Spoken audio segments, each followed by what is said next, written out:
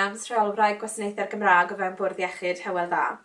Eithon ni ati fel tîm i greu'r brand tro gynnig arni, mwyn creu brand oedd yn eitha hwyliog, mwyn cefnogi staff i ddysgu ychydig o eiriau o Gymraeg mwyn gallu cyfathrebu gyda'n cleifion ni.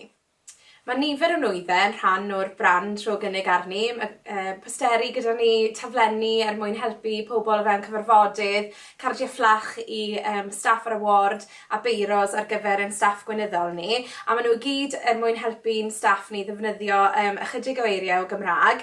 Maen nhw'n nwyddau sydd wedi bod yn hawdd i'w creu a ni wedi rhannu'r nwyddau hyn gyda Byrddau Iechyd ac ymddiriedolaethau eraill ar draws y gig yng Nghymru mwyn rhannu arfer da.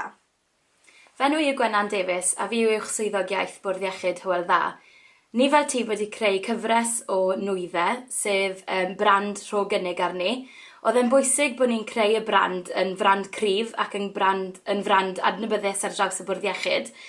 Dechreuon ni gyda'r poster rho gynnig arni.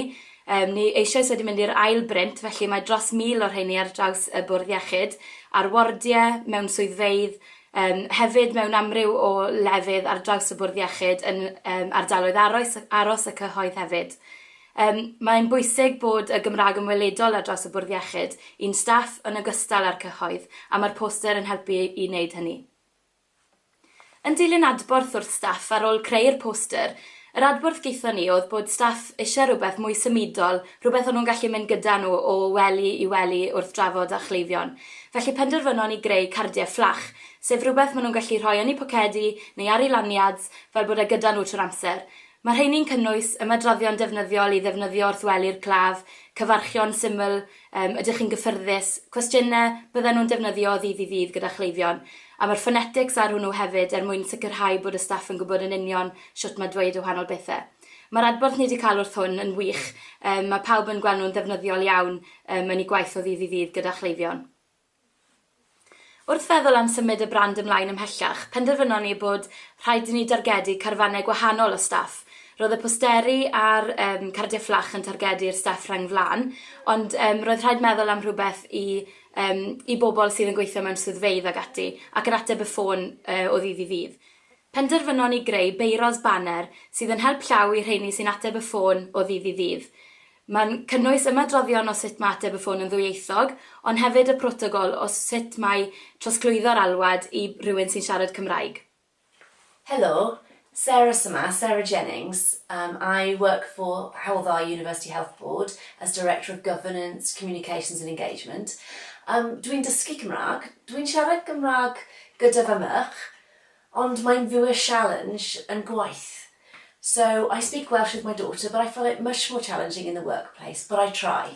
And we've developed some tools which I find really helpful, because just at the moment you need to speak something or find the word, your mind goes blank. So as a Welsh language team, we've developed, you can see behind me this poster, the Give It a Go brand, and that's got all the keywords you might need when putting together a quick email or trying to speak to somebody. So I use that almost every single day. We've also developed these pens, so again, when you answer the phone and somebody wants to speak through the medium of Welsh, it's got all the things I can say to either transfer the call or ask them if they want to speak to somebody in a more detailed way in Welsh. So that I read out when I'm on the phone. And then we've also developed dealing with meetings, sort of quick, helpful list of words. And so as a health board, we're really committed to having all of our key meetings bilingually chaired, and so that both languages are shown to have equal value and equal importance. So this is a really good way of people who are either Welsh learners or don't really speak much Welsh, just peppering the Welsh through, or running the whole meeting bilingually. I'm trying, and with each passing month, as I get more confidence, I'm going to try and do the whole meeting bilingually. But these have been really great at supporting me to bring my Welsh into the workplace. Rydyn ni hefyd yn annog ein staff i gynnig syniadau ar gyfer y brand ac i unrhyw syniadau newydd maen nhw'n gallu meddwl am sy'n mynd i helpu i gwaith o ddydd i ddydd.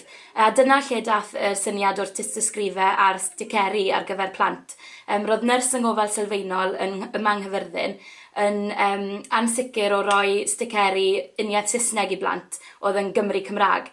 Felly eithon ati greu rhai cyfrwng Cymraeg a dwyieithog mwyn dosbarthu ar draws y Bwrdd Iechyd ac maen nhw'n boblogaidd iawn yn enwedig yn Ysbyty Llwynhelig.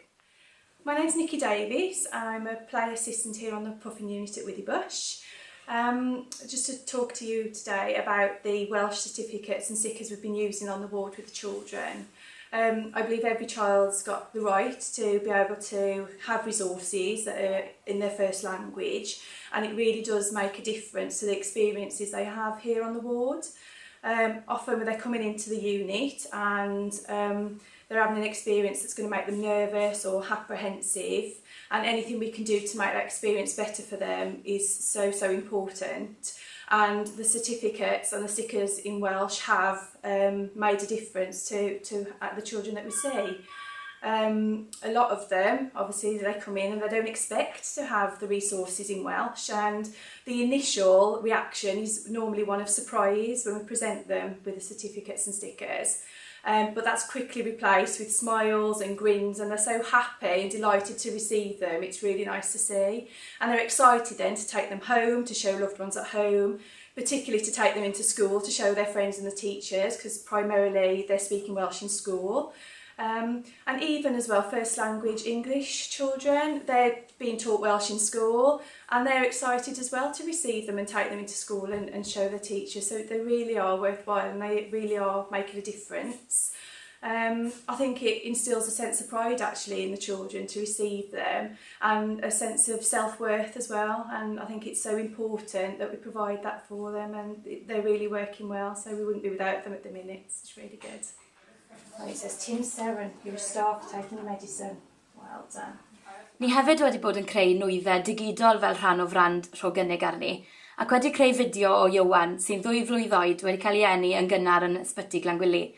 Mae'r fideo wedi cael dros 10,000 o wylwyr ar Facebook erbyn hyn, ac ni'n defnyddio'r fideo yn wythnosol yn y sesiwn gynefino i staff newydd, yn ogystal â'r rheolwyr gwasanaethau a rheolwyr ysbytau, sydd wedi cael effaith pellgyrhaeddiol o ran y Gymraeg, ac mae'r Gymraeg yn nawr yn uwch ar ei agenda nhw wrth feddwl am y gwahaniaeth mae 3 cleifion yn y Gymraeg yn cael ar ei gofal nhw.